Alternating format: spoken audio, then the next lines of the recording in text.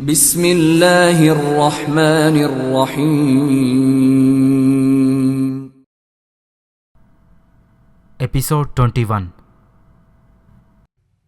کتاب کا نام سیرت حضرت عمر فاروق رضی اللہ تعالیٰ عنہ، خلیفہ ثانی، عادل حکمران، فاتح روم و فارس، شہید محراب، امیر المؤمنین سیدنا حضرت عمر بن خطاب رضی اللہ تعالیٰ عنہ کی مکمل سیرت کے تابناک نقوش۔ مصنف ڈاکٹر علی محمد الصلابی۔ تعمیر و ترقی اور عہد فاروقی میں رونما ہونے والے سانحات۔ مسجد نبوی کی توسیع۔ سیدنا عمر فاروق رضی اللہ تعالیٰ عنہ نے مسجد نبوی میں توسیع کرائی۔ انہوں نے حضرت عباس بن عبد المطلب رضی اللہ تعالیٰ عنہ کا گھر مسجد نبوی میں شامل کروا دیا۔ مسجد نبوی 10 ہاتھ قبلے کی جانب، 20 ہاتھ غربی جانب اور 70 ہاتھ شمالی جانب وسیع کر دی گئی۔ ساری مسجد کی تعمیر دوبارہ اینٹوں اور کھجور کی ٹہنیوں سے کی گئی۔ لکڑی کے ستون لگائے گئے، چھتیں ٹہنیوں سے تیار کی گئیں اور اسے اوپر سے ڈھانپ دیا گیا تاکہ لوگ بارش سے محفوظ رہ سکیں۔ سیدنا عمر رضی اللہ تعالیٰ عنہ نے مسجد کو سرخ یا زرد رنگ کرنے سے منع کر دیا، مبادا نمازیوں کی توجہ میں خلل انداز ہو۔ مسجد مٹی سے بنائی گئی تھی اور کنکریاں بچھا کر اس کا فرش تیار کیا گیا تاکہ یہ فرش نمازیوں کے لیے صاف ستھرا رہے اور چلنے والوں کو بھی سہولت رہے۔ سیدنا عمر رضی اللہ تعالیٰ عنہ نے حرم مکی میں بھی چند تبدیلیاں کی تھیں۔ انہوں نے بیت اللہ کے ساتھ ملا ہوا مقام ابراہیم دیوار سے ذرا دور ہٹا دیا اور وہاں نصب کرایا جہاں وہ آج کل موجود ہے، تاکہ طواف کرنے اور نماز پڑھنے والوں کو آسانی رہے۔ پھر اس پر ایک مضبوط اور محفوظ شیشہ نما گنبد بنا دیا۔ سیدنا عمر نے حرم مکی کے ارد گرد بہت سے گھر خرید لیے اور انہیں حرم میں شامل کر دیا۔ بعض لوگوں نے اپنے مکان بیچنے سے منع کر دیا۔ سیدنا عمر نے ان کے مکان زبردستی گرا کر ان کی قیمتیں مقرر کر دیں، جو بعد ازاں ان گھروں کے مالکوں نے وصول کر لیں۔ انہوں نے مسجد حرام کے گرد ایک دیوار تعمیر کروائی، اس پر دیے روشن کیے جاتے تھے۔ بیت اللہ کا غلاف ایام جاہلیت میں چمڑے سے تیار کیا جاتا تھا۔ رسول اللہ صلی اللہ علیہ وسلم نے عمدہ یمنی کپڑے کا غلاف چڑھایا۔ بعد ازاں سیدنا عمر رضی اللہ تعالیٰ عنہ نے قباطی طرز کا غلاف چڑھا دیا۔ یہ باریک اور سفید کپڑا تھا جو مصر میں تیار ہوتا تھا۔ سیدنا عمر رضی اللہ تعالیٰ عنہ نے مختلف شہروں میں بہت سی مساجد بھی تعمیر کروائیں۔ حضرت سعد بن ابی وقاص رضی اللہ تعالیٰ عنہ نے کوفہ کی جامع مسجد، عتبہ بن غزوان رضی اللہ تعالیٰ عنہ نے بصرہ کی جامع مسجد اور عمرو بن عاص رضی اللہ تعالیٰ عنہ نے فسطاط کی جامع مسجد تیار کروائی۔ یہ بڑی مساجد نہ صرف مسلمانوں کے لیے عبادت کی جگہیں تھیں، بلکہ اس کے ساتھ ساتھ یہ دینی علوم کا مرکز، باہمی تعارف کا ذریعہ، عدالتی فیصلوں کا مقام اور خلیفہ اور دیگر عمال کے احکام وصول کرنے کی جگہ بھی تھی۔ راستوں اور بری اور بحری وسائل نقل و حمل کی نگہداشت۔ حضرت فاروق اعظم رضی اللہ تعالیٰ عنہ نے سرکاری خزانے کا کچھ حصہ اسلامی ریاست کے مختلف شہروں کو آپس میں ملانے کے لیے صرف کیا۔ انہوں نے اس دور کے وسائل کے مطابق بہت سے اونٹوں والوں کو مقرر فرمایا اور انہیں یہ ذمہ داری سونپی کہ جن لوگوں کے پاس سواری نہ ہو وہ انہیں ریاست میں جہاں وہ چاہیں ان کی مطلوبہ جگہ پہنچائیں۔ انہوں نے جزیرہ، شام اور عراق کے مابین سفری سہولتوں کا خاص طور پر اہتمام فرمایا۔ انہوں نے دارالدقیق کے نام سے ایک بہت بڑا گودام بھی بنوایا جہاں ہر وقت ستو، کھجوریں، منقع اور زندگی کی ضروریات کا دیگر سامان موجود رہتا تھا۔ وہاں سے مسافروں اور مہمانوں کو مطلوبہ غذائی اجناس فراہم کی جاتی تھیں۔ سیدنا عمر رضی اللہ تعالیٰ عنہ نے مکہ اور مدینہ کے درمیان پورے راستوں میں مسافروں کے لیے نہایت سہولت بخش انتظامات فرمائے تاکہ دوران سفر میں ان کی ضرورتیں آسانی سے پوری ہو سکیں۔ انہوں نے آب رسانی کا خاص طور پر اہتمام فرمایا، جگہ جگہ پانی فراہم کرنے کے ٹھکانے بنوائے۔ اس طرح ایک جگہ سے دوسری جگہ پہنچنے والوں کو پانی آسانی سے میسر آنے لگا۔ حضرت فاروق اعظم رضی اللہ تعالیٰ عنہ ہر معاملے میں قرآن کریم سے رہنمائی لیتے تھے۔ وہ سمجھتے تھے کہ آباد کاری ہی سے باہمی رابطے بڑھیں گے، جن کے نتیجے میں امن پھیلے گا اور کسی مسافر کو سفر کے دوران زیادہ راہ اور پانی اپنے ساتھ رکھنے کی ضرورت نہیں ہوگی۔ سیدنا عمر رضی اللہ تعالیٰ عنہ مختلف قبائل اور عمال کی طرف سے بھی اس قسم کے احکام ارسال فرماتے تھے۔ کثیر بن عبداللہ اپنے باپ کے واسطے سے اپنے دادے سے بیان فرماتے ہیں کہ ہم 17 ہجری کو عمرہ ادا کرنے کے لیے سیدنا عمر کی معیت میں محو سفر تھے۔ راستے میں خانہ بدوش لوگ ملے۔ انہوں نے عرض کیا کہ ہم مکہ اور مدینہ کے درمیان عمارتیں بنانا چاہتے ہیں، کیونکہ اس علاقے میں کوئی عمارت نہیں ہے۔ سیدنا عمر نے انہیں عمارتیں بنانے کی اجازت مرحمت فرمائی، تاہم یہ شرط عائد کی کہ مسافروں کو پانی اور سایہ فراہم کرنا ہوگا۔ سیدنا عمر رضی اللہ تعالیٰ عنہ ذمیوں سے کیے جانے والے معاہدوں میں بھی راستوں کی اصلاح کی شرط عائد فرماتے تھے۔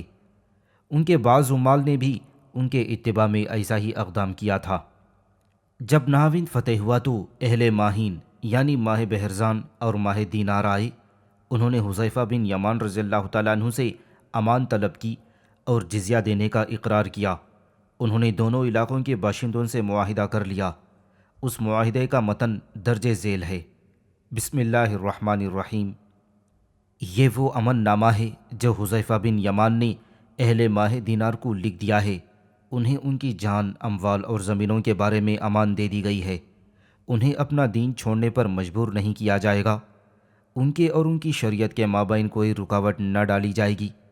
یہ معاہدہ اس وقت تک برقرار رہے گا جب تک کہ وہ مسلمانوں کے عامل کو سالانہ جزیہ ادا کرتے رہیں گے، اور یہ جزیہ ہر بالغ پر اس کے مال میں حسب وسعت لاگو ہوگا۔ مزید برآں ان کے لیے ضروری ہوگا کہ وہ مسافروں کی رہنمائی اور راستوں کی دیکھ بھال کریں گے۔ مسلمانوں کے لشکر جب وہاں سے گزریں گے تو ان کی ایک دن اور ایک رات مہمان نوازی کریں گے۔ ان کے ساتھ کسی قسم کی دغا بازی نہیں کریں گے۔ اگر کوئی دھوکہ کرے گا یا اس عہد نامے کو تبدیل کرنے کی کوشش کرے گا تو ہمارا ذمہ اس سے بری ہوگا۔ اس عہد نامے پر قعقاع بن عمرو رضی اللہ تعالیٰ عنہ اور نعیم بن مقرن رضی اللہ تعالیٰ عنہ نے بطور گواہ دستخط کیے، اور یہ تحریر محرم 19 ہجری کو لکھی گئی تھی۔ اس عہد نامے سے معلوم ہوتا ہے کہ سیدنا عمر رضی اللہ تعالیٰ عنہ کے عمال اصول شریعت سے کتنے آگاہ اور باخبر تھے۔ وہ وطن عزیز کی سیاست اور سلامتی کے تقاضوں کو خوب سمجھتے تھے اور آباد کاری کی اہمیت سے واقف تھے۔ انہوں نے اپنے زمانے کی ترقی کی دوڑ میں شامل ہو جانے والی تجارتی اور جنگجو قوموں کی طرح اپنی ضروریات کے تقاضے اچھی طرح سمجھ لیے تھے، اور ان تقاضوں کا ایک حصہ ذمیوں پر بھی لازم کر دیا گیا تھا۔ سیدنا عمر 16 ہجری سے عراق کی سرزمین میں ترقیاتی کاموں میں مصروف رہے۔ انہوں نے مختلف شہروں کی آباد کاری کے لیے نہریں کھدوائیں، پل تعمیر کروائے اور راستے ہموار کروائے۔ اسی طرح اہل الرحا کے ساتھ معاہدہ ہوا تھا۔ طے پانے والے عہد نامے میں ایاز بن غنم رضی اللہ تعالیٰ عنہ کی طرف سے رحا کے پادری کو لکھا گیا، بسم اللہ الرحمن الرحیم۔ لڑے بغیر ہمارے لیے شہر کے دروازے کھول دو۔ اگر تم یہ بات مان لو گے تو ہم تمہاری جان اور مال کے علاوہ تمہارے تمام زیر نگین لوگوں کو پناہ دے دیں گے۔ اس سلسلے میں تم پر ایک شرط یہ لاگو ہوگی کہ تم اپنے ہر شخص کے بدلے ہمیں 1 دینار اور گندم کی مخصوص مقدار ادا کرنے کے پابند ہوگے۔ مزید برآں تمہیں راستہ بھولے ہوئے لوگوں کی رہنمائی، پلوں کی دیکھ بھال، راستوں کی نگہبانی اور مسلمانوں کی خیر خواہی کرنی ہوگی۔ اس عہد نامے پر اللہ گواہ ہے اور اللہ ہی گواہ کافی ہے۔ سیدنا عمر رضی اللہ تعالیٰ عنہ کو اطلاع ملی کہ بابلیون قلعے کے قریب سے ایک خلیج دریائے نیل سے بحر احمر کی طرف چلتی تھی، جو حجاز اور مصر کو آپس میں ملاتی تھی، اور اس کی وجہ سے تجارتی سرگرمیوں میں بڑی آسانی رہتی تھی۔ مگر اب رومیوں نے اسے بیکار کر دیا ہے اور وہ ختم ہو چکی ہے۔ سیدنا عمر رضی اللہ تعالیٰ عنہ نے گورنر مصر حضرت عمرو بن عاص رضی اللہ تعالیٰ عنہ کو حکم دیا کہ یہ خلیج دوبارہ کھودی جائے۔ چنانچہ حضرت عمرو بن عاص نے اس خلیج کو دوبارہ کھدوایا۔ اس طرح حجاز کے شہروں اور مصر کے دارالخلافہ فسطاط کے درمیان راستے آسان ہو گئے اور دونوں سمندروں کے مابین تجارت پھلنے پھولنے لگی اور خوشحالی کا سامان پیدا ہو گیا۔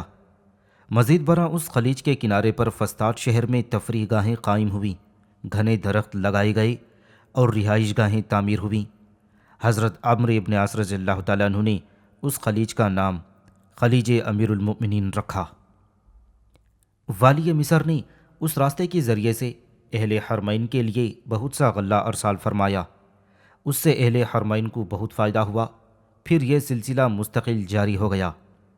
عمر بن عبدالعزیز رحمۃ اللہ علیہ وہ آخری خلیفہ ہیں جنہوں نے اسی راستے سے غلہ بھیجا۔ بعد کو آنے والے حکام نے اس خلیج کو اپنی غفلت اور عدم توجہی کی وجہ سے ناکارہ کر دیا اور اس میں ریت بھر گئی اور بطحائے قلزم کے ساحل پر بحری مگرمچھوں نے قبضہ کر لیا۔ سیدنا عمر نے اپنے دور خلافت میں سرزمین عراق میں ایک نہر کھدوائی، اس کی لمبائی 3 فرسخ تھی۔ یہ نہر خور سے بصرہ تک چلی گئی تھی، اس سے دریائے دجلہ کا پانی بصرہ تک پہنچ گیا۔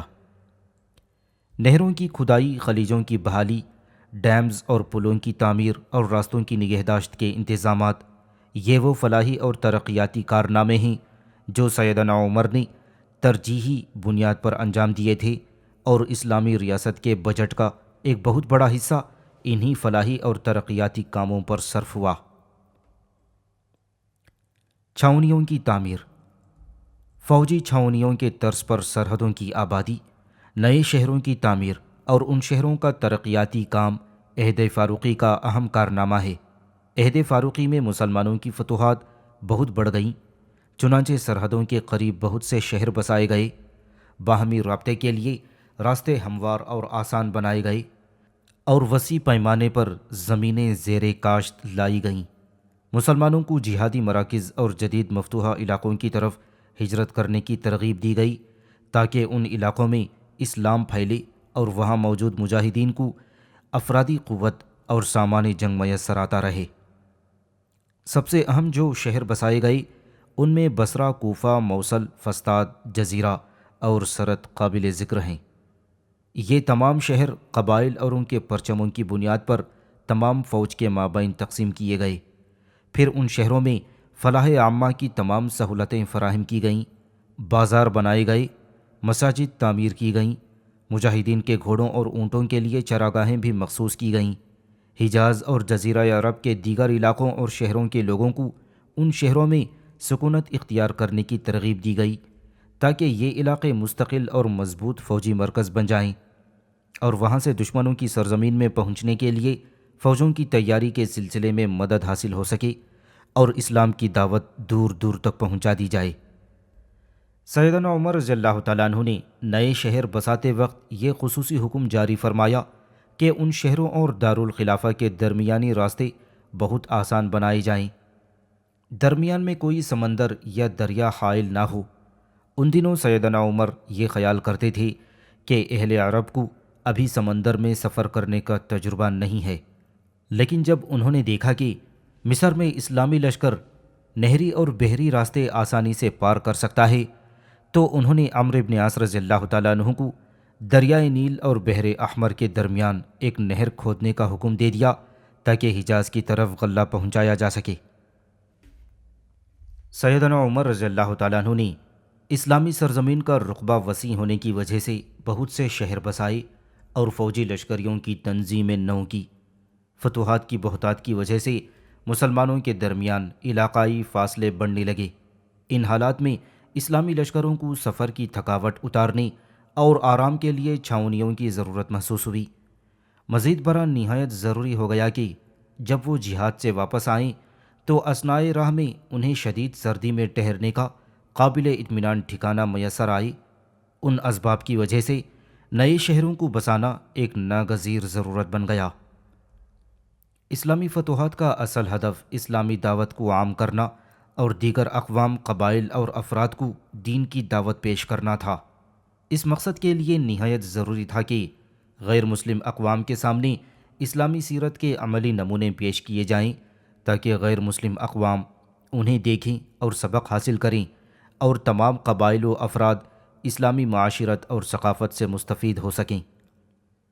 لہٰذا ان شہروں کو اسلامی طرز پر اس طرح بنایا گیا کہ پورے معاشرے میں اسلامی نظام زندگی جگمگا اٹھا، اور یہ شہر اسلامی معاشرے کی ایک درخشاں مثال بن گئے۔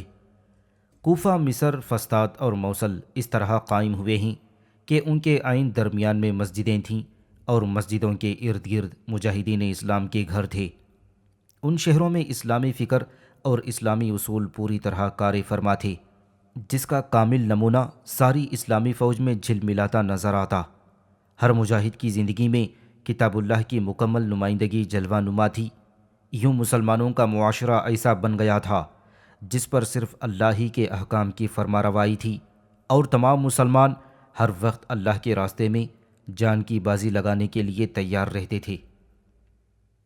مختلف شہروں میں قائم ہونے والے ایسے معاشروں کے باعث مفتوحہ علاقوں میں اسلام کا نور چمک اٹھا، جس کی برکت سے مفتوحہ علاقوں کے باشندوں کی خیر خواہی کی گئی، عادلانہ نظام نافذ کر دیا گیا، اور ان معاشروں نے نو مسلموں کو خندہ پیشانی سے گلے لگایا۔ یہ اسلامی فکر و عمل کی تبلیغ و دعوت کا نہایت مفید اور مستحسن اسلوب تھا۔ شام کے علاقے میں کوئی نیا شہر نہیں بسایا گیا تھا، کیونکہ یہ علاقہ ایسے گھروں پر مشتمل تھا جنہیں رومی شہری چھوڑ کر بھاگ گئے تھے، اور بہت سے باشندے از خود ہی جلاوطن ہو گئے تھے۔ مسلمان ان گھروں کے مکین بن گئے، کیونکہ یہ گھر مجاہدین کو بطور مال غنیمت دستیاب ہوئے تھے، اس لیے انہیں گھر تعمیر کرنے کی ضرورت ہی پیش نہیں آئی۔ مزید برآں شام کے علاقے میں اہل عرب کی کثرت تھی، تقریباً ہر قبیلے کا کوئی نہ کوئی رشتہ دار وہاں پہلے ہی موجود تھا۔ یہی وجہ تھی کہ اسلامی افواج نے شام میں جلد از جلد کامیابیاں حاصل کر لیں۔ اب سیدنا عمر رضی اللہ تعالیٰ عنہ کے دور خلافت میں بسائے جانے والے اہم ترین شہروں کے احوال سنیے۔ بصرہ۔ بصرہ کے لغوی معنی ہیں سخت، ٹھوس، پتھریلی زمین۔ بصرہ کے معنی کنکریوں والی زمین بھی بتائے گئے ہیں، اور یہ بھی کہا گیا ہے کہ سفید نرم پتھروں والی سرزمین کو بصرہ کہا جاتا ہے۔ بصرہ شہر دجلہ اور فرات کے سنگم پر واقع ہے۔ اس علاقے کو شط العرب کہا جاتا ہے۔ بصرہ شہر بسانے کے سلسلے میں سیدنا عمر رضی اللہ تعالیٰ عنہ نے تمام شہروں کی طرح اہل عرب کی طبیعت اور ذوق کا خاص خیال رکھا۔ اس شہر کا محل وقوع پانی اور چراگاہوں سے قریب تھا، اور سبزے زار کی طرف ہموار بری راستہ جاتا تھا۔ بصرہ میں مسلمانوں کی آمد کا سبب حضرت ابو بکر صدیق رضی اللہ تعالیٰ عنہ کے عہد مبارک میں پیدا ہوا۔ اس وقت صورتحال یہ پیش آئی کہ قطبہ بن قتادہ ذہلی یا سوید بن قطبہ ایک فوجی دستے کے ساتھ ایرانیوں پر حملہ آور ہوئے تھے۔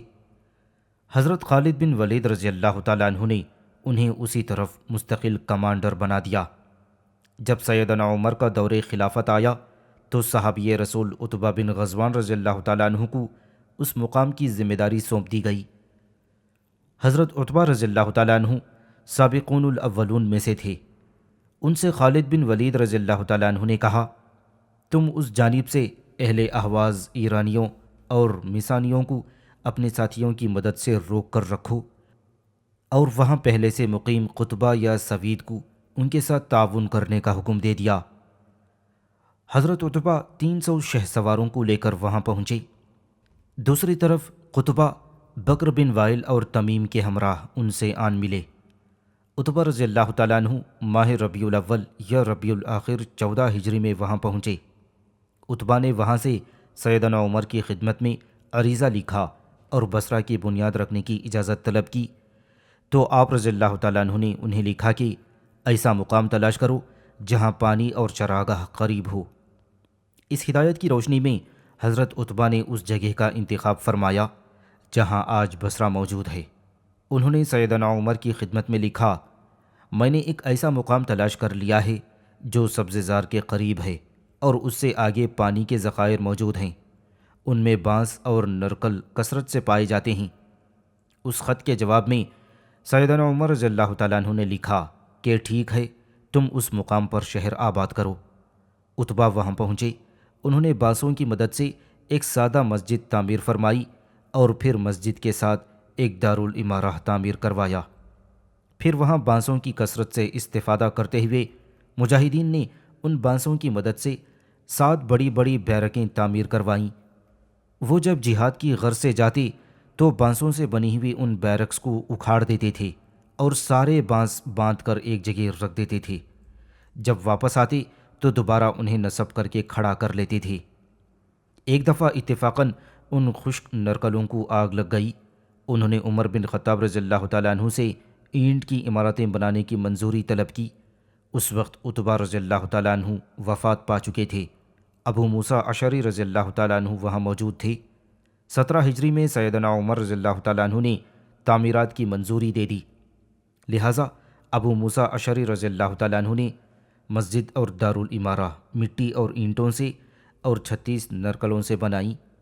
بعد ازاں یہ 36 بھی پتھر اور اینٹوں سے بنا دی گئیں۔ پھر انہوں نے تمام قبائل کے لیے محلوں کے نقشے بنا کر دے دیے اور سب سے بڑی سڑک وہاں سے نکالی جہاں باڑہ تھا اور اس کی چوڑائی 60 ہاتھ مقرر کی تھی۔ اس کے علاوہ دیگر چھوٹی سڑکوں کی چوڑائی 20 ہاتھ مقرر کی گئی، جبکہ عام گلیوں کی چوڑائی 7 ہاتھ رکھی گئی، اور نقشے میں ہر محلے کے درمیان ایک کھلی جگہ مختص کی گئی۔ یہ مجاہدین کے لیے گھوڑے باندھنے کے علاوہ قبرستان کا کام بھی دیتی تھی۔ نقشے کے مطابق سب گھر ایک دوسرے کے ساتھ متصل رکھے گئے۔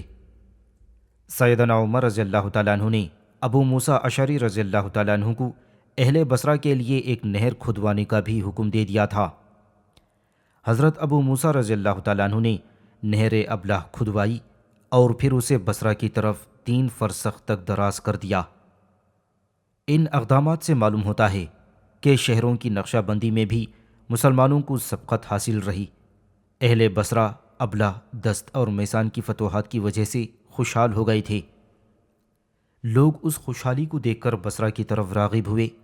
نئے آنے والے صرف خوشحالی کے طلبگار تھے، جبکہ پہلے آنے والے مجاہدین تھے۔ اس طرح وہاں تجار اور قبائل کا اختلاط ہوا اور بصرہ کی آبادی بہت بڑھ گئی۔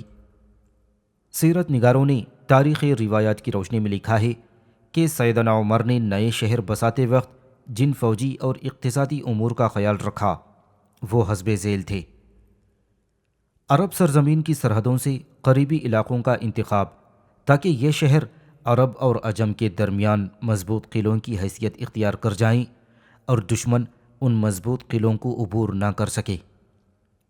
اہل عرب کی طبیعت سے مطابقت خاص طور پر ملحوظ رکھی گئی، کیونکہ اس وقت اہل عرب جہاد فی سبیل اللہ کے روح روان تھے۔ وہ اونٹوں کی وجہ سے چراگاہوں والی سرزمین کے علاوہ کہیں اور بسیرا نہ کر سکتے تھے۔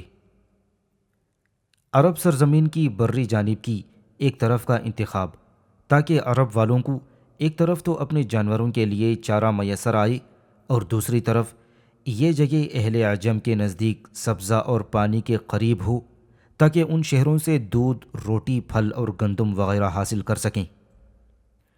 سیدنا عمر رضی اللہ تعالیٰ عنہ نے جب بصرہ شہر بسانے کے سلسلے میں عتبہ بن غزوان رضی اللہ تعالیٰ عنہ کا خط پڑھا تو فرمایا، یہ سرزمین سرسبز ہے، چشموں، چراگاہوں اور ایندھن والے علاقوں کے قریب ہے۔ اس سے معلوم ہوا کہ سیدنا عمر کے احکام و اقدامات جنگی، سیاسی اور آبادیوں کی مضبوط منصوبہ بندی کے لحاظ سے انتہائی مناسب ہوتے تھے، تاکہ امن اور جنگ دونوں حالتوں میں کوئی پریشانی نہ اٹھانی پڑے۔ اس منصوبہ بندی سے پانی کے سرچشمے بھی محفوظ ہوئے، غذائی امداد کے راستے بھی قریب ہوئے اور اہل مصر کے لیے ایندھن جیسی ضرورت کی وسیع ذخائر بھی میسر آ سکے۔ نئے شہر بسانے کے سلسلے میں سیدنا عمر رضی اللہ تعالیٰ عنہ یہ تاکید بھی فرماتے تھے کہ وہاں کوئی دشوار قدرتی رکاوٹ مثلاً سمندر وغیرہ نہ ہو، تاکہ دارالخلافہ سے اسلامی افواج کو وہاں سے بر وقت مدد بہم پہنچانے میں کوئی رکاوٹ حائل نہ ہو سکے۔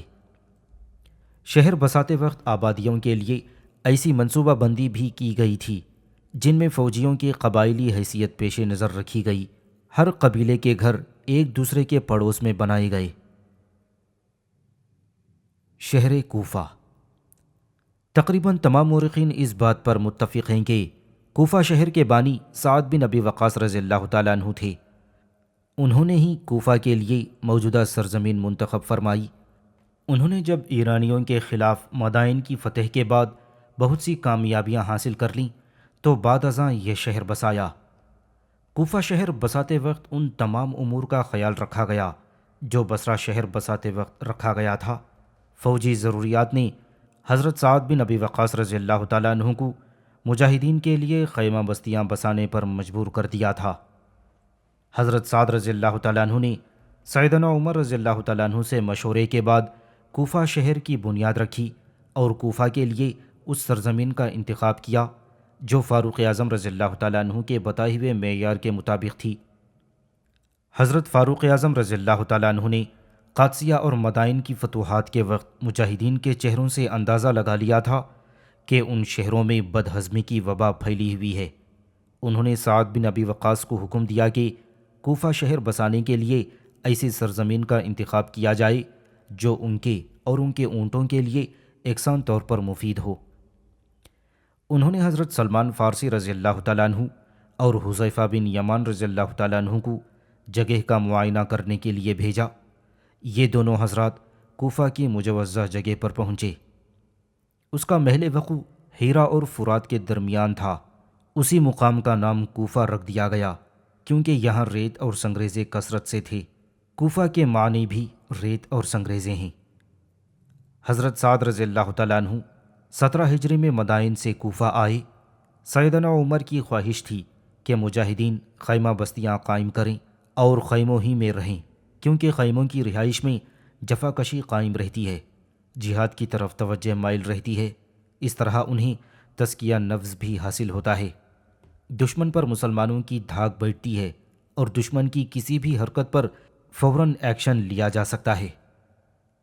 جب اہل کوفہ اور اہل بصرہ نے نرکلوں اور باسوں سے گھر تعمیر کرنے کی درخواست کی تو سیدنا عمر کا جی نہ چاہا کہ ان کی درخواست مسترد کر دیں، اس لیے انہیں اجازت دے دی گئی۔ چنانچہ مجاہدین نے نرکلوں کی مدد سے گھر تعمیر کر لیے۔ جب آگ لگنے کے واقعات ہوئے اور ان کے گھر جل گئے تو انہوں نے اینٹوں سے تعمیر نو کا منصوبہ پیش کیا۔ سیدنا عمر نے اس کی بھی منظوری دے دی اور فرمایا تم اینٹ استعمال کر لو، لیکن کوئی 3 کمروں سے زیادہ کمروں کا گھر نہ بنائے، نہ اونچے اور لمبے گھر بنائے۔ پھر عتبہ اور اہل بصرہ کی طرف بھی یہی حکم نامہ ارسال فرمایا۔ سیدنا عمر نے اہل کوفہ کے گلی محلوں کی ترتیب لگانے اور مکمل نگرانی کے لیے عاصم بن دلف ابو الجردہ اور اہل بصرہ کے لیے ابو الیہاج بن مالک اسدی کو مقرر فرمایا۔ ابو الیہاج نے کشادہ راستوں کو 40 ہاتھ اور اس سے ملحقہ راستوں کو 30 ہاتھ اور پھر ان راستوں کے درمیانی راستوں کو 20 ہاتھ جگہ دی، جبکہ چھوٹی گلیوں کے لیے صرف 7 ہاتھ مقرر کیے اور ہر شخص کے ذاتی استعمال کے لیے 60 ہاتھ جگہ مقرر کی۔ سب سے پہلے مسجد کا نقشہ تیار ہوا، پھر اس مسجد میں ایک ماہر تیر انداز کو کھڑا کر دیا گیا۔ اس نے دائیں بائیں آگے اور پیچھے تیر پھینکے۔ یہ تیر جن مقامات پر گرے ان کے پیچھے سے مسجد کی حد بندی ہوئی۔ مسجد کے اگلے حصے میں ایک برآمدہ تعمیر کیا گیا جو 200 ہاتھ رقبے پر مشتمل تھا۔ اس کی بنیاد سنگ مرمر کے ستونوں پر رکھی گئی۔ سنگ مرمر اس وقت کسریٰ کے بادشاہ سے حاصل کیا گیا۔ اس کی بلندی رومی عبادت گاہوں کی بلندی کی طرح رکھی گئی۔ سعد رضی اللہ تعالیٰ عنہ کے لیے اس کے برابر میں ایک گھر تعمیر کیا گیا۔ مسجد اور گھر کے درمیان ایک سرنگ نما راستہ رکھا گیا۔ اس کی لمبائی 200 ہاتھ تھی۔ کوفہ میں بیت المال بھی تعمیر ہوا۔ اس تعمیراتی کام کی ذمہ داری ایک فارسی سردار کو سونپی گئی۔ اس شہر کے قیام کے بعد یہاں مجاہدین کا مستقل بسیرا ہو گیا۔ بعد ازاں ایرانی جرنیل رستم کا خاص دستہ جسے جند شہنشاہ یعنی شہنشاہ کا لشکر کہا جاتا تھا، جس کی تعداد 4000 فوجی بتائی جاتی ہے، وہاں قیام پذیر ہوا۔ انہوں نے اس شرط پر پناہ حاصل کی تھی کہ وہ جہاں چاہیں جا سکتے ہیں، جنہیں چاہیں اپنا حلیف بنا سکتے ہیں اور انہیں اسلامی ریاست کی طرف سے روزینہ بھی دیا جائے گا۔ حضرت سعد رضی اللہ تعالیٰ عنہ نے انہیں یہ سب کچھ عطا فرمایا تھا۔ ان کا ایک نگران تھا جس کا نام دیلم تھا، اس لیے ان سب کو دیلم کا اجمی دستہ کہا جاتا ہے۔ اسی طرح روایات کے مطابق یہاں نجران کے یہودی اور عیسائی بھی آباد ہوئے۔ انہیں سیدنا عمر نے جزیرہ عرب سے جلاوطن کر دیا تھا۔ یہ لوگ کوفہ کے ایک محلے نجرانیہ میں قیام پذیر ہوئے۔ بصرہ اور کوفہ کی آبادکاری کے بعد ان دونوں شہروں نے بڑی شہرت حاصل کی۔ ساری ریاست میں خصوصاً فوجی مہارت اور علم و ادب میں برتری کے حوالے سے ان کا خوب چرچا ہوا۔ ایک دور ایسا آیا کہ دارالخلافہ ہی کوفہ منتقل ہو گیا۔ حضرت علی رضی اللہ تعالیٰ عنہ نے اس وقت جب کہ امت اسلامیہ کی طاقت ان شہروں میں منتقل ہو چکی تھی، کوفے کو دارالخلافہ منتخب فرمایا۔ سیدنا عمر نے بصرہ اور کوفہ کی درست اور مضبوط بنیادوں پر منصوبہ بندی فرمائی تھی۔ انہوں نے ان شہروں کے راستوں کو کشادہ رکھا اور ان کا ایک خوبصورت نظام تخلیق کیا جو سیدنا عمر کے نظریہ آبادیات کے عنوان سے ہمیشہ ان کی عظمت کا آئینہ دار رہے گا۔ کوفہ کا شہر بیک وقت شہریوں اور بادہ نشینیوں کے لیے یکساں طور پر موزوں تھا۔ یہاں کی آب و ہوا بے حد صحت بخش تھی، کیونکہ راستوں کی کشادگی شہروں کے لیے وہی حیثیت رکھتی تھی جو بدن کے لیے پھیپھڑے کی حیثیت ہے۔ سیدنا عمر لوگوں کو خیموں میں رہنے کی ترغیب دیتے تھے، کیونکہ رہائش کا یہ انداز مجاہدانہ بر وقت اقدام کے لیے موزوں اور دشمن پر رعب طاری کرنے کے لیے بہت مناسب تھا۔ مگر وقت کی رفتار کے ساتھ ساتھ لوگوں نے وہاں پکی اینٹ سے عمارتیں بنا لیں۔ شہر فسطاط۔ جس طرح حضرت سعد بن ابی وقاص رضی اللہ تعالیٰ عنہ کوفہ شہر کے بانی مانے جاتے ہیں، اسی طرح عمرو بن عاص رضی اللہ تعالیٰ عنہ فسطاط یا الفسطاط شہر کے بانی تصور کیے جاتے ہیں۔ جب انہوں نے سکندریہ فتح کر لیا تو وہیں مستقل قیام کا ارادہ کر لیا۔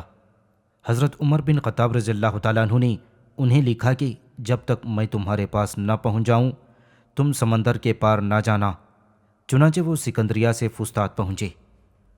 حضرت عمرو بن عاص رضی اللہ تعالیٰ عنہ نے سب سے پہلے فسطاط میں ایک مسجد تعمیر کروائی، علاوہ ازیں سکندریہ میں بھی مسجد تعمیر کروائی، جبکہ فسطاط والی مسجد انہی کے نام سے مشہور ہوئی۔ پھر انہوں نے حضرت عمر بن خطاب رضی اللہ تعالیٰ عنہ کے لیے ایک گھر تعمیر کرایا، اسے انہوں نے دارالخلافہ قرار دیا۔ سیدنا عمر نے لکھ بھیجا کہ اس عمارت کو مسلمانوں کا بازار بنا دو۔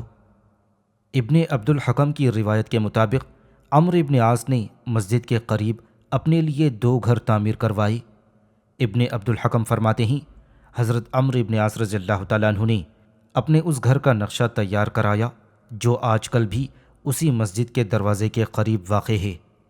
مسجد اور اس گھر کے درمیان ایک راستہ بھی ہے، دوسرا گھر راستے کی دوسری طرف سے متصل تھا۔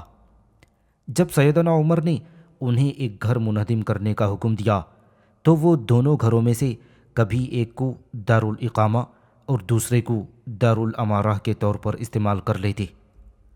حضرت عمرو بن عاص رضی اللہ تعالیٰ عنہ نے اپنے ساتھ موجود بہت سے کبار صحابہ کو اس کام پر مامور فرمایا کہ وہ مختلف قبائل کی جداگانہ حیثیت پیش نظر رکھ کر نقشہ بنائیں۔ چنانچہ انہوں نے نقشے میں ہر قبیلے کے لیے علیحدہ علیحدہ رہائش گاہیں متعین کر دیں۔ انہیں آج کل محلے کہا جاتا ہے، لیکن ان دنوں آج کل کی طرح 2 قبیلوں کے درمیان اس قسم کی سڑکیں موجود نہ تھیں، بلکہ اس وقت تو موجودہ طرز کی سڑکوں کا نام و نشان بھی نہ تھا، صرف گزرگاہوں ہی کا تصور تھا۔ نقشہ تیار کرنے والی کمیٹی میں معاویہ بن خدیج تجیبی، شریک بن سمی غطیفی، عمرو بن محرم خولانی اور حویل بن ناشرہ معافری شامل تھے۔ انہوں نے لوگوں کو زمینیں دیں اور قبائل کی جداگانہ حیثیت قائم رکھی۔ یہ کام 21 ہجری میں انجام پایا۔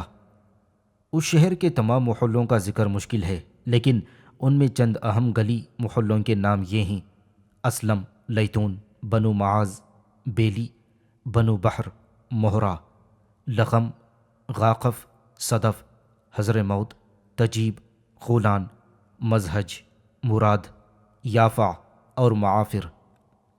ان محلوں میں دیگر قبائل کے علاوہ عشری لوگ بھی آباد تھے۔ مذکورہ بالا قبائل کے ذکر سے معلوم ہوتا ہے کہ اسلامی فتوحات میں بہت سے عربی اور غیر عربی قبائل شامل تھے۔ نیز ان کے حوالے سے وہاں آباد محلوں کی کثرت اور ہر قبیلے کی خاص جگہ متعین ہونے کے سبب باہمی محبت، روزمرہ کے معاملات میں شراکت اور باہمی تعاون کا پتہ چلتا ہے۔ مزید برآں ان قبائل کی ترتیب آباد کاری سے عمرو بن عاص رضی اللہ تعالیٰ عنہ کی اعلیٰ تنظیمی صلاحیتوں کا علم بھی ہوتا ہے۔ ان قبائل کے درمیان مسجد تعمیر کی جاتی تھی۔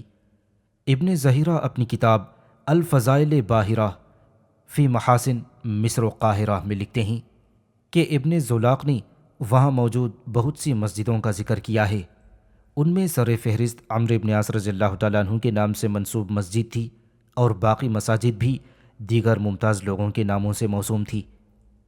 انہوں نے مزید لکھا ہے کہ مصر میں صحابہ اکرام رضی اللہ تعالیٰ عنہ اجمعین کی تعمیر کردہ مساجد کے علاوہ بھی بہت سی مسجدیں تھیں، انہیں فتوحات کے بعد تعمیر کیا گیا تھا۔ ان مسجدوں کی تعداد تقریباً 233 تھی۔ وہ سب اپنے خاندان اور قبائل کے حوالے سے بنائی گئی تھیں۔ حضرت عمرو بن عاص رضی اللہ تعالیٰ عنہ کو فسطاط شہر بسانے کے سلسلے میں بڑی موزوں سرزمین میسر آئی۔ یہ زمین ایک طرف تو شمالاً جنوباً دریائے نیل کے قریب تھی، دوسری طرف وہاں سے دارالخلافہ کی طرف آمد و رفت کا راستہ بہت آسان تھا۔ شہر سرت یعنی لیبیا۔ مصر کی فتح کے بعد غربی مصر کا مقام برقہ مجاہدین اسلام کے لیے ایک کمین گاہ کی حیثیت اختیار کر چکا تھا۔ وہاں سے عمرو بن عاص رضی اللہ تعالیٰ عنہ نے اپنے لشکروں کو لے کر طرابلس کی طرف پیش قدمی کی۔ سب سے پہلے برقہ اور طرابلس کے درمیان واقع علاقہ سرت کے لوگوں کو مطیع کیا، پھر مسلمانوں نے سرت کو کمین گاہ بنا لیا۔ وہاں سے 22 ہجری میں مغرب کی طرف آگے بڑھے۔ یہ شہر اسلامی افواج کے لیے ہمیشہ ایک محفوظ مستقر کا کام دیتا رہا۔ عقبہ بن نافع رضی اللہ تعالیٰ عنہ نے اسلام کی اشاعت کے لیے یہیں سے اپنی حوصلہ مند سپاہ کو آگے بڑھایا اور فضان، ودان، زویلہ اور سوڈان پر لشکر کشی کی۔ بہت سے صحابہ اکرام اور علماء تابعین کی جماعتیں محض اللہ تعالیٰ کی رضا کے لیے ان شہروں میں پہنچیں۔ وہاں دعوت و تبلیغ اور جہاد فی سبیل اللہ کے میدانوں میں سرگرم رہے، اور ساتھ ساتھ لوگوں کو قرآن و سنت کی تعلیم دینے کا مقدس فرض بھی انجام دیتی رہیں۔ مدینہ منورہ، بصرہ، کوفہ، دمشق اور فسطاط اس قدر پرکشی شہروں کی حیثیت اختیار کر چکے تھے کہ لوگ علم کی طلب اور جہاد میں شرکت کے لیے ان شہروں میں کھینچے چلے آتے تھے۔ بہت سے لوگ اسلامی افواج میں شامل ہونے کے لیے اپنے نام لکھوانے آتے تھے۔ تجارت اور کئی دوسرے پیشوں سے وابستہ لوگ بھی وہاں جا پہنچے۔ اس طرح یہ تمام شہر ترقی کے گہوارے بن گئے۔ ان میں علوم و معارف کے چشمے ابلنے لگے اور صنعت و حرفت کے میدان میں بڑی ترقی ہوئی۔ دنیاوی خوشحالی میں مگن ہونے کا ڈر۔ سیدنا عمر رضی اللہ تعالیٰ عنہ اس امر سے بڑے خائف رہتے تھے کہ مبادا مسلمان دنیاوی خوشحالی میں مگن ہو جائیں، کیونکہ وہ دنیا میں رغبت کو دنیا اور آخرت دونوں کے لیے نہایت نقصان دہ سمجھتے تھے۔ جب اہل کوفہ اپنے شہر میں آباد ہو گئے اور اہل بصرہ نے بھی اپنے شہر میں استقرار پکڑا، تو لوگوں نے اپنے آپ کو پہچاننا شروع کر دیا، اور جس چیز سے وہ خالی ہو گئے تھے وہ چیز ان کی طرف واپس آ گئی۔ پھر اہل کوفہ نے سیدنا عمر سے نرکلوں سے عمارتیں بنانے کی اجازت مانگی، تو اہل بصرہ نے بھی ایسی ہی اجازت طلب کی۔ اس موقع پر سیدنا عمر نے فرمایا، لوگو، معسکر میں رہنا تمہاری لڑائی کے لیے زیادہ تیز کرنے والا ہے اور زیادہ مناسب ہے۔ اس طرح جہاد کے لیے مستعدی رہے گی، اور یہ چیز تمہاری روح کے لیے پاکیزگی کا باعث بنے گی۔ مگر میں تمہاری مخالفت نہیں کرنا چاہتا، مجھے بتاؤ یہ نرکل کیا ہوتا ہے؟ لوگوں نے کہا کہ نرکل ایک خودرو کانٹے دار بوٹی ہوتی ہے جو پانی پڑنے سے سخت ہو جاتی ہے۔ یہ سن کر سیدنا عمر نے فرمایا، جس طرح چاہو مکان بنا لو۔ چنانچہ بصرہ اور کوفہ والوں نے نرکل کی مدد سے تعمیرات کر لیں۔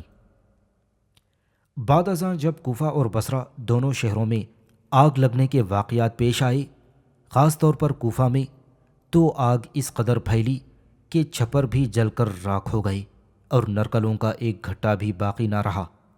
لوگ اس آگ کی ہولناکی کا تذکرہ کرنے لگے۔ حضرت سعد رضی اللہ تعالیٰ عنہ نے کچھ لوگوں کو سیدنا عمر کی خدمت میں بھیجا تاکہ وہ ان سے اینٹوں سے عمارات تعمیر کرنے کی اجازت لے آئیں۔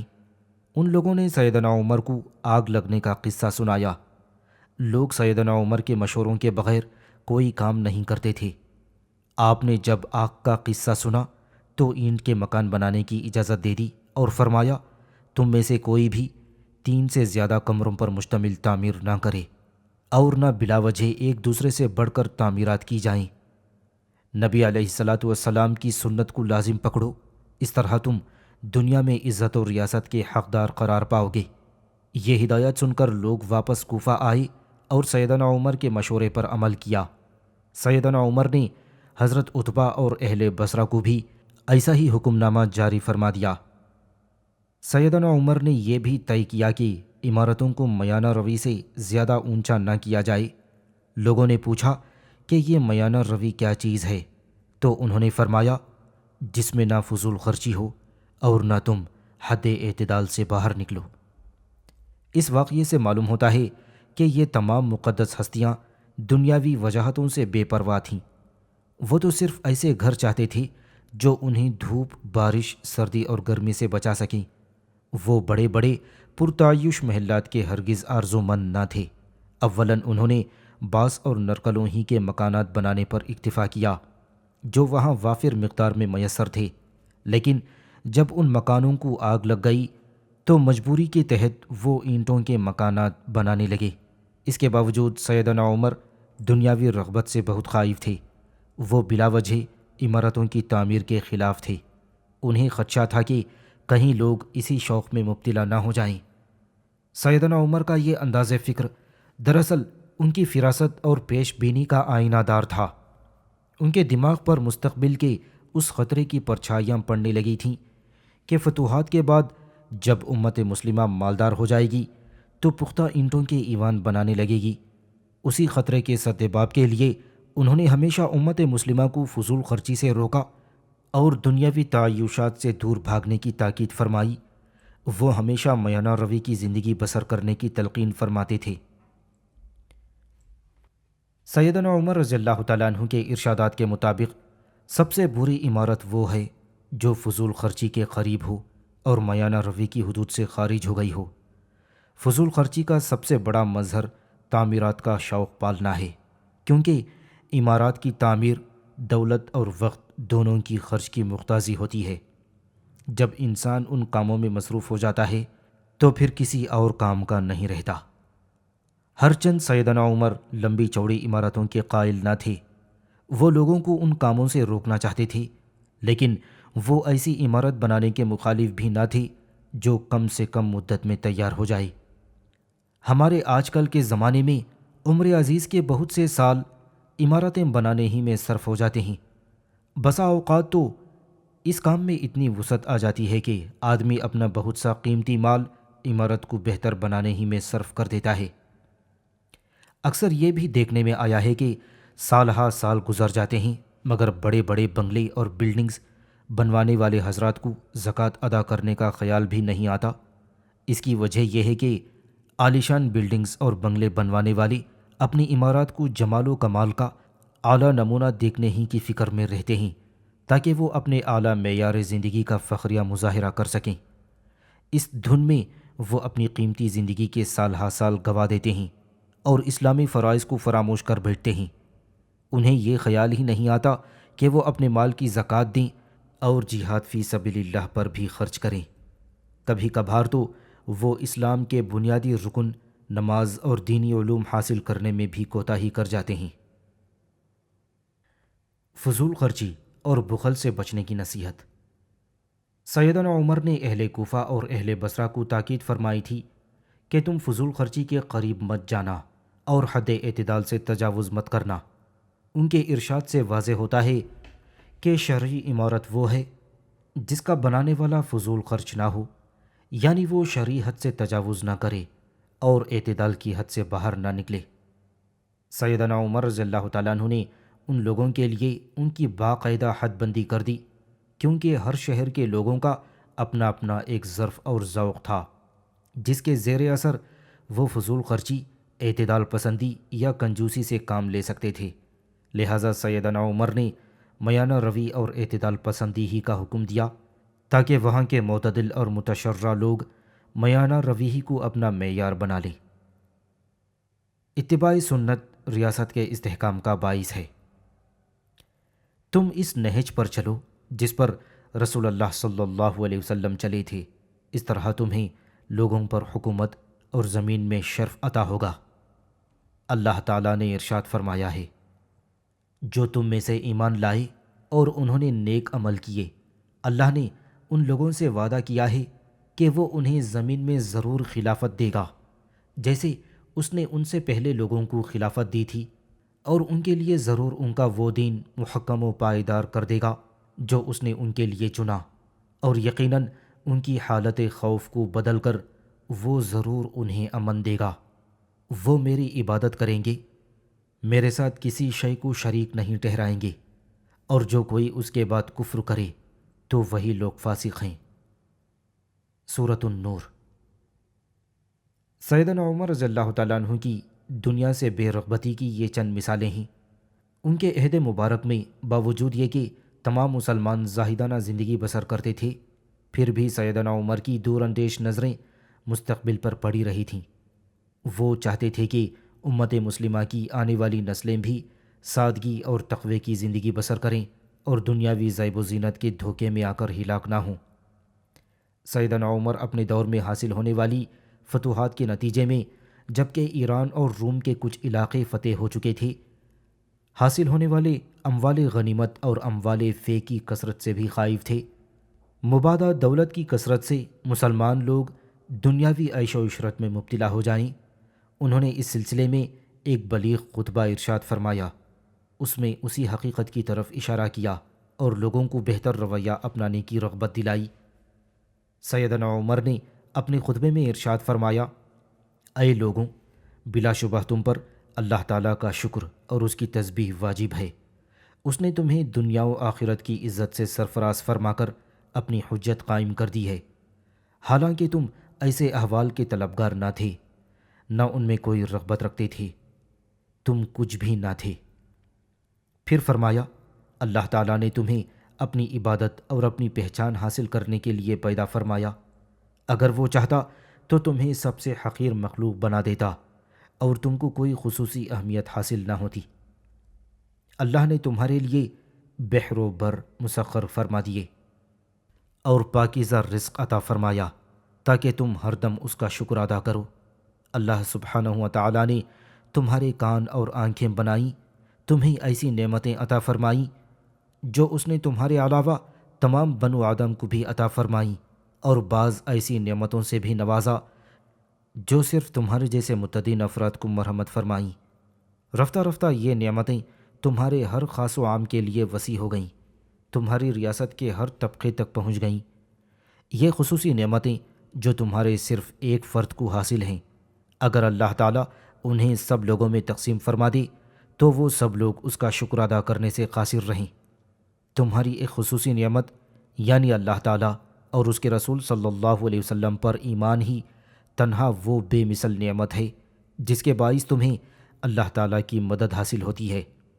یہ وہ نعمت ہے جس کے آگے تمام نعمتیں ہیچ ہیں۔ تمہیں اللہ تعالیٰ نے اس دنیا میں حکومت عطا فرمائی، دنیا والوں پر غالب فرمایا، تمہارے دین کی مدد فرمائی۔ اچھی طرح سن لو، تمہارے دین کے خلاف صرف دو قسم کے لوگ ہیں۔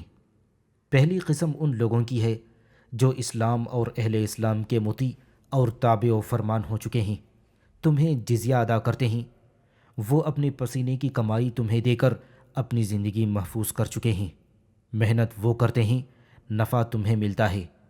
دوسری قسم کے لوگ وہ ہیں جن کا ہر لمحہ خوف و ہراس میں گزرتا ہے کہ مبادا اللہ تعالیٰ کے لشکر ان پر حملہ آور ہو جائیں۔ اللہ تعالیٰ نے ان کے دلوں میں رعب ڈال دیا ہے، ان کے لیے کوئی جائے پناہ نہیں، وہ کہیں نہیں چھپ سکتے، ان کے لیے بھاگنے کی بھی کوئی جگہ نہیں ہے جہاں وہ محفوظ رہ سکیں۔ اللہ تعالیٰ کے لشکر وہاں پہنچ چکے ہیں، وہ خوشحالی اور مالی فراوانی سے لبریز ہیں، مسلسل حملے ہو رہے ہیں، اللہ تعالیٰ کے حکم سے اپنی سرحدوں کی حفاظت ہو رہی ہے، اور امت مسلمہ کو اتنی جلیل القدر عافیت حاصل ہو چکی ہے جو پورے اسلامی دور میں بھی کبھی حاصل نہ ہوئی تھی۔ تمام تعریفوں کے لائق صرف اللہ عز و جل ہے، جس نے ہر علاقے میں اتنی عظیم فتوحات عطا فرمائیں اور اس قدر نعمتوں سے سرفراز فرمایا جن کا اندازہ لگانا بھی مشکل ہے۔ کسی شکر کرنے والے کا شکر، ذکر کرنے والے کی زبان اور عبادت میں محنت کرنے والے کی عبادت بھی ان نعمتوں کا حق ادا نہیں کر سکتی۔ یہ حق صرف اللہ تعالیٰ کی مدد، رحمت اور مہربانی ہی سے ادا ہو سکتا ہے۔ ہم اپنے اللہ سے دعا کرتے ہیں کہ تو نے ہی ہمیں یہ نعمتیں عطا فرما کر آزمایا، اور تو ہی ہمیں اپنی اطاعت و فرما برداری کی توفیق عنایت فرما اور جلد از جلد اپنی رضا سے سرفراز فرما۔ اللہ کے بندوں، اس آزمائش اور اللہ تعالیٰ کی ان بے پایاں نعمتوں کا فردن فردن اور اپنی محفلوں میں تذکرہ کرتے رہو۔ اللہ عز و جل نے حضرت موسیٰ علیٰ نبینا علیہ الصلاۃ والسلام سے فرمایا تھا، اخرج قومک من الظلمات الی النور وذکرہم بایام اللہ۔ اپنی قوم کو اندھیروں سے روشنی کی طرف نکال اور انہیں اللہ کے دن یاد دلا۔ پھر اللہ تعالیٰ نے حضرت محمد صلی اللہ علیہ وسلم سے ارشاد فرمایا، وَاذْكُرُوا إِذْ أَنْتُمْ قَلِيلٌ مُسْتَضْعَفُونَ فِي الْأَرْضِ، اور یاد کرو جب تم بہت تھوڑے تھے، زمین میں کمزور شمار ہوتے تھے۔ اگر تم اس زمین پر کمزور ہوتے، دنیا کی بھلائی سے محروم ہوتے، محض حق ہی پر قائم ہوتے، اللہ ہی پر ایمان رکھتے، اسی میں راحت محسوس کرتے، اللہ رب العزت کی معرفت رکھتے، اس کا دین اختیار کرتے، مرنے کے بعد والی زندگی میں اچھے انجام کے امیدوار ہوتے تو اتنا بھی کافی تھا۔ لیکن یاد کرو تمہاری گزران کتنی تنگ تھی، اللہ تعالیٰ کے بارے میں تمہاری جہالت کی انتہا نہ تھی۔ اللہ تعالیٰ نے تمہیں ایسا عظمت مآب پیغمبر صلی اللہ علیہ وسلم عطا فرمایا جس نے تمہیں جہنم سے بچایا۔ اس نے تمہاری دنیا سے کچھ بھی نہ لیا اور تمہیں تمہاری آخرت کے بارے میں یقینی خوشخبری دی۔ تم بہت تنگ گزران کے سبب اس دنیا سے اپنا حصہ وصول کرنے کے زبردست خواہش مند تھے اور یہ بھی چاہتے تھے کہ تم لوگوں پر غالب آ جاؤ۔ دیکھ لو اب اللہ تعالیٰ نے تمہارے لیے دنیا و آخرت کی بھلائیاں جمع کر دی ہیں۔ اب جو چاہے ان دونوں کو جمع کر سکتا ہے۔ میں تمہیں اللہ کی یاد دلاتا ہوں جو تمہارے ارادوں کے درمیان حائل ہے، تاکہ تم اللہ کے حق کو پہچانو، اس کا حق ادا کرنے کے لیے عملی قدم بڑھاؤ اور اپنے آپ کو اللہ کی اطاعت پر کاربند رکھو۔ تمہیں ان نعمتوں کی خوشی اور لذت کے دوران ان کے چھن جانے کا خوف بھی لاحق رہنا چاہیے، اور ان نعمتوں کا کسی اور کے ہاتھوں میں چلے جانے کا ڈر بھی رہنا چاہیے۔ یہی وہ طریقہ ہے جو نعمتوں کے حصول اور ان میں اضافے کا سب سے زیادہ مؤثر ذریعہ بنتا ہے۔ اے لوگوں، تمہیں بھلے کاموں کی نصیحت کرنا اور برے کام سے روکنا مجھ پر فرض لازم ہے، پس میں نے اپنا فرض ادا کر دیا۔